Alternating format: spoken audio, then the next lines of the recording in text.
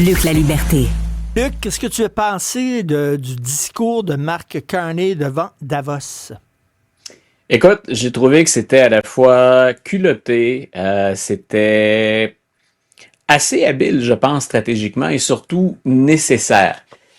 J'espérais qu'un leader au sommet de Davos exprime haut et fort ce qu'est la situation actuelle, et c'est le premier ministre canadien qui l'a fait. J'avais entendu avant la Belgique dire on a le choix actuellement devant le nouvel ordre international d'être des vassaux heureux ou des esclaves.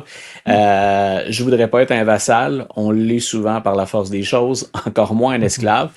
Mark Carney, je pense, a été habile. D'abord, il a donné cette image de cette stature d'un chef d'État, d'un chef d'État qui a réfléchi, et il s'est adressé beaucoup à des Européens, mais en utilisant un meneur européen qui a lutté contre le totalitarisme, Václav Havel.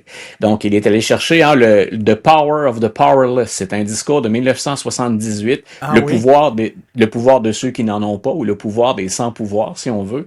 Et il aura bien expliqué que on n'est pas dans une transition de l'ordre international actuellement. Il dit c'est la fin de l'ordre international. Et ce que disait Václav Havel en 1978, quand il écrit ce texte-là, c'est de dire, souvent, si les puissants demeurent puissants, c'est aussi parce qu'on joue le jeu.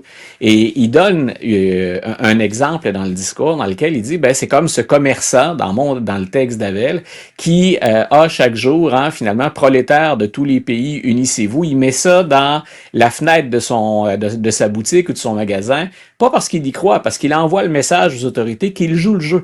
Et Mark Carney dit, on l'a constaté que ce nouvel ordre-là était parti. Il faut que les puissances moyennes, comme le Canada, s'unissent et qu'on enlève la pancarte, qu'on enlève le message de notre fenêtre, parce qu'on continue en faisant ça à reconnaître implicitement ou directement donc le rôle ou la place des plus riches et des plus puissants.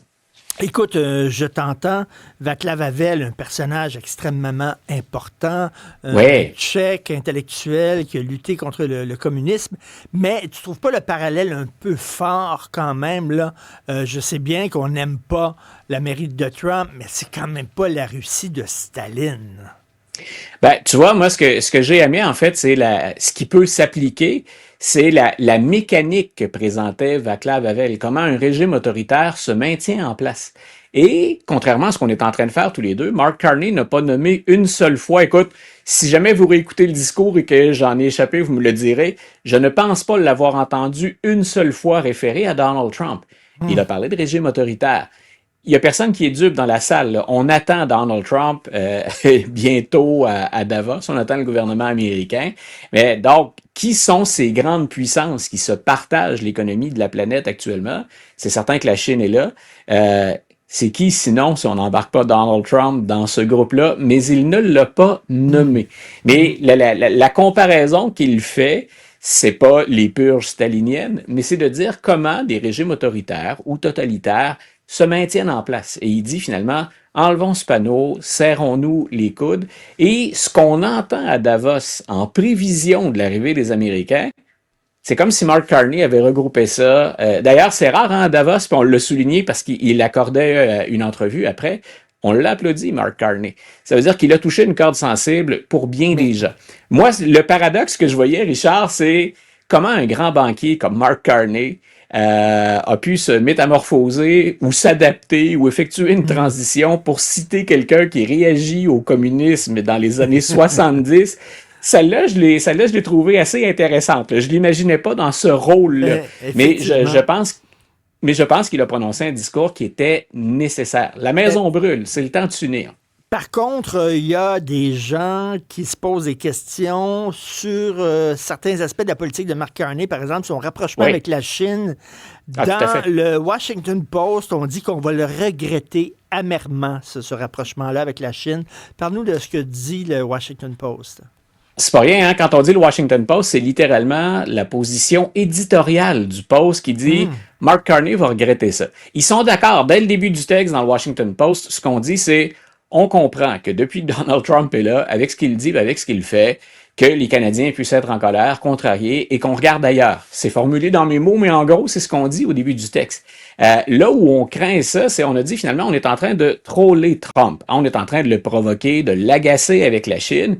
Et ils reviennent sur le fait que Mark Carney a dit, j'ai discuté avec Xi Jinping, entre autres, de l'Arctique. Puis, on s'entend, on se rejoint. Il dit, je lui ai parlé du Groenland aussi. Donc, et on s'entend. Et là, la position éditoriale du Washington Post, c'est, pardon, vous vous entendez avec la Chine sur le Nord. Donc, ce qu'on dit, c'est il y a une partie de spectacle dans ce que fait le premier ministre Carney, et ça, j'en conviens. On dit qu'il joue un jeu d'équilibriste. Ils ont parfaitement raison, mais entre le statu quo et la porte ouverte, on ne s'est pas jeté dans les bras de la Chine encore. Mais avec la porte ouverte, il y a effectivement un jeu d'équilibriste. C'est un jeu qui est dangereux. C'est un jeu à haut risque. Et la conclusion du Washington Post, c'est sous-entendu, Donald Trump ne sera pas toujours là et vous allez le regretter. Mais avant que Donald Trump soit parti, il y a encore du temps. Et moi, je constate que les efforts les plus importants, le gouvernement canadien actuellement, il les déploie auprès des Européens, plus qu'envers la Chine. Mais si on veut faire un contrepoids aux États-Unis, comment on joue notre jeu? Est-ce qu'on a un levier? Hein? Parce qu'on dit on est tout petit à côté des États-Unis et on dépend énormément de leur économie.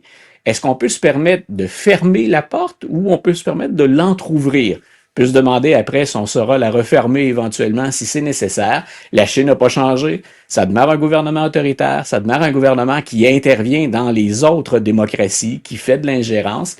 Mais en même temps, on est un peu dépourvu. Et c'est une façon, finalement, je dirais pas de troller Donald Trump. L'expression me semblait un peu forte. Mais à tout le moins de dire, écoutez, tant aussi longtemps qu'on joue avec un minimum de règles du jeu, le Canada a le droit d'avoir les partenaires qu'il veut. Puis on le sait que la Chine, ça vous dérange. Mais en même temps, regardez comment vous nous traitez.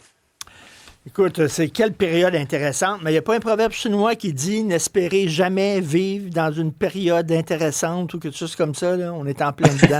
Ça va être rock'n'roll. Ah!